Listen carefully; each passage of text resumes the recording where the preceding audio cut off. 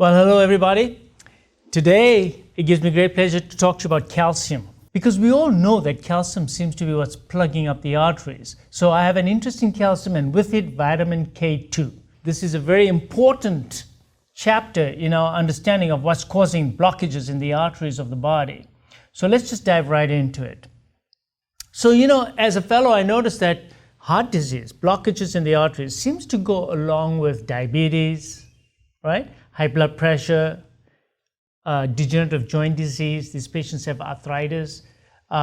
Many of them are very overweight, bad teeth, bad gums, and dental decays seems to go along with coronary artery disease. And I always wondered, why is this the case? There's something going on with the bones, and they all have osteoporosis.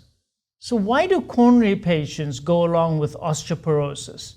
They come to me because they get hip replacements, they get knee replacements, and I often wonder, what's that got to do with heart disease? Why is it that heart patients are getting joint disease, or vice versa, patients with bad bones and osteoporosis, they're getting coronary artery disease? As I started doing the research, I started reading about calcium. And I started noticing that because of the bad bones and osteopenia, everyone was on calcium supplements. And then the studies started coming out that the calcium supplements that you take for your bones and for general health are actually increasing mortality. So there's numerous studies that show that if you take more than 1 gram of calcium supplement on a daily basis, increases cardiovascular risk by 20%. Now, if I had a drug that reduces your cardiovascular risk by 20%, I would definitely give it to you. But here I have a calcium supplement that increases your risk by 20%. But nobody's talking about this. This really got my interest at why is it that calcium increases the risk? So we looked into it. The Women's Health Initiative study was a huge study, and it showed that 1 gram of calcium, elemental calcium supplementation, increased mortality between 15 and 22%. Increase your mortality, taking a calcium supplement. And this was with or without vitamin D supplementation. And we found that in renal failure patients, they were constantly given calcium supplements as well. Their risk increased by 22% just by taking calcium every day. And yet they were thought that they're taking calcium because they don't want to get bone disease, they want nice strong teeth, they want to have strong joints and hips, but no. So what is it about calcium supplementation? Well, one of the things we thought that it may increase clotting, because if you want a blood sample to clot, what do? You put some calcium in it, right? And it clots.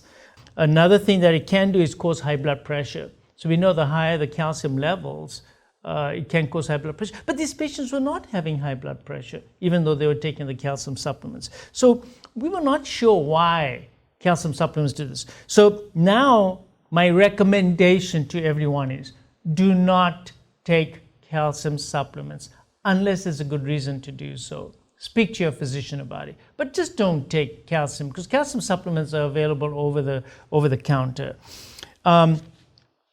So there's something else that's got to do with calcium metabolism, and today I'm going to tell you that the answer is probably vitamin K2. So what is vitamin K2? Vitamin K2 is a fat-soluble, it's a fat-soluble vitamin. That means you cannot absorb it into your body unless there's some fats available. And vitamin K2, assume for now that it's got something to do with good bone metabolism, that you need vitamin K2 for strong bones. So what's going to happen if you take vitamin K2 away from your body is you're going to get bone disease. Why would you get rid of vitamin K2? Why do we have vitamin K2 deficiency? Why would I even think anyone's got vitamin K2 deficiency? And I'm going to teach you today that you get vitamin K2 deficiency because of the lifestyle changes we've made. Because it's a fat soluble, and now we're on a low-fat diet. For the past 40 years, we've had this experiment, and I'm sure you've all looked at my YouTubes that clearly shows you that this thing about the low-fat diet is not very good advice. Because with it came vitamin A, D, E, and K deficiencies. With these vitamins, you just need small amounts in your bloodstream to have a tremendous effect. And when we go on these odd diets, such as all these low-fat diets, you're not going to absorb those vitamins. And that's exactly what we've been finding.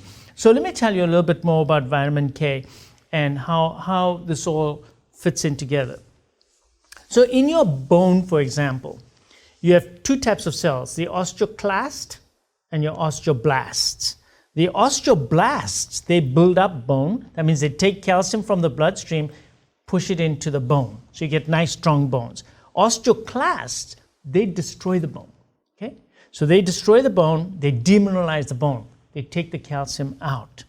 So the way it works is that you need osteocalcin to bind the calcium, but to activate the osteocalcin, you need vitamin K2. So if you do not have vitamin K2 in your body, you're not going to get carboxylation of these chemicals called osteocalcin.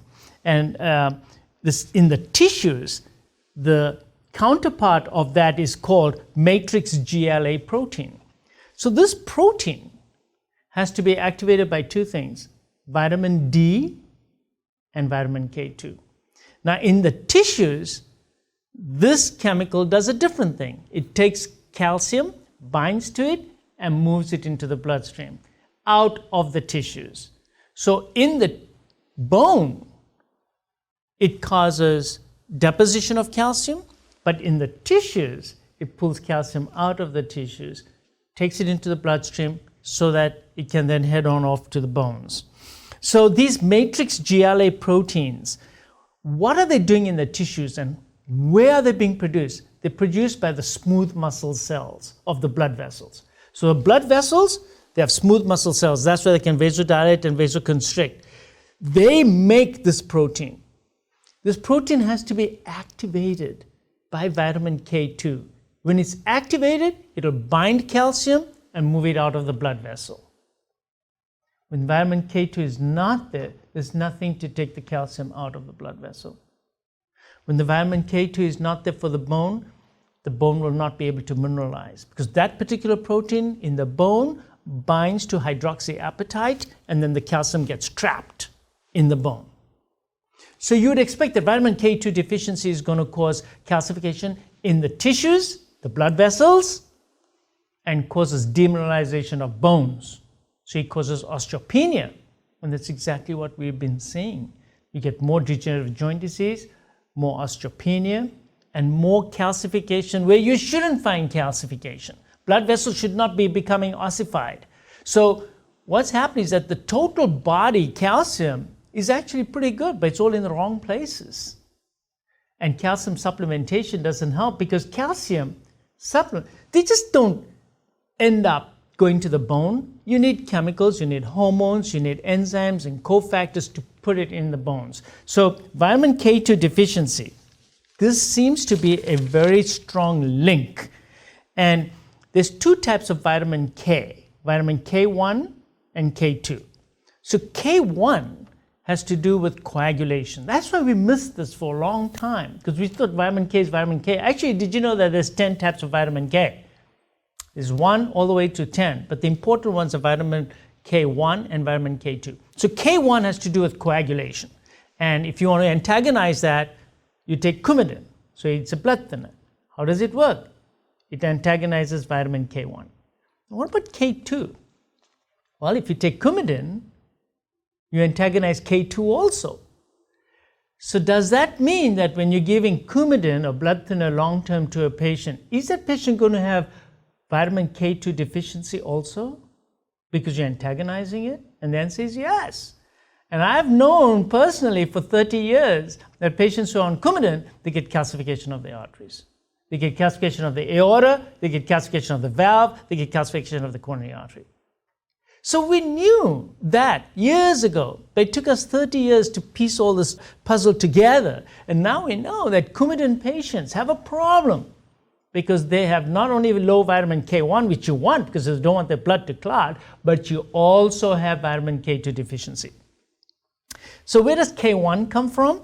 K1 comes mostly from chloroplasts. So anything green, leafy vegetables, algae, that's where vitamin K1 comes from. So where does vitamin K2 come from? Now there are two sources of vitamin K2. One is animal sources, and the other one is My favorite, fermented products. See, it's all coming together. Why I've been encouraging fermented products. So let's look at vitamin K2, also known as menaquinone. Animal one is called MK4, and the one that comes from the fermented products is called MK7. MK7 is a longer molecule. It is biologically more active as well.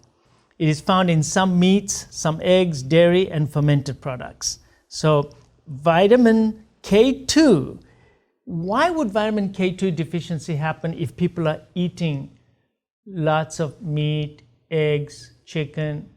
Because the quality of the meat is also going down. If your animal was not eating green chloroplasts, green natural grass foods, that meat is not going to have enough vitamin K2 also. The eggs are supposed to have a lot of vitamin K2, but today's eggs are all fed grains, and grains don't have vitamin K2. Vitamin K2 has to come from the original product, which means nature. Nature has to provide it first. So when it goes through the cycles of the animals, that's when vitamin K2 levels go up. Fermented foods make vitamin K2. The fermentation products make vitamin K2. So vitamin K2 gets into the body, it activates all the MGPs, and in the bones, you're going to get strong bones, and in the blood vessels, you're going to get inhibition of calcification. So now, can we measure vitamin K2? If this is so good, then why can't I just go ahead and get a vitamin K2 level? Why can't I just do it? Because there's no method to do it. So what we look is non-carboxylated proteins. And that's a test you can do, but it's not available right now. It's only being used in research purposes, and that's how we get all this information together.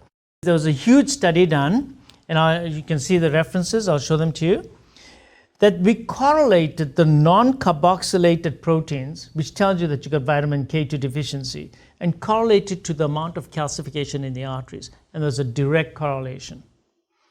The more non-carboxylated MGLA proteins that they are, more the calcification in these arteries are. So this started really making us think that, my God, we do have a problem here. So then they did another study in Europe. It was called the Rotterdam study. And in the Rotterdam study, they took patients, males and females over the age of 55, thousands of them, and they looked at the vitamin K2 intake. And they listed the vitamin K2 intake that each patient had, and then looked at outcomes over the next 8 years. And they found that aortic calcification, coronary artery disease, but also all-cause mortality were directly related to the vitamin K2 intake. More vitamin K2, lower the mortality, less coronary artery disease. Now, you may argue that, oh, well, maybe it's the food rather than the K2 itself. And that's a possibility. But at least we're beginning to see a correlation over here. In the studies found that if you consume more than 32 micrograms of vitamin K2 a day in your diet, there's a 50% reduction in cardiovascular death. Now you've got my attention as a cardiologist. And a 25% decrease in all-cause mortality. Why is all-cause mortality also important? That means it's not just decreasing heart attacks, it's also decreasing other things too, other causes of mortality, which may include some cancers. And there are studies showing that vitamin K2 supplementation reduces certain types of cancers.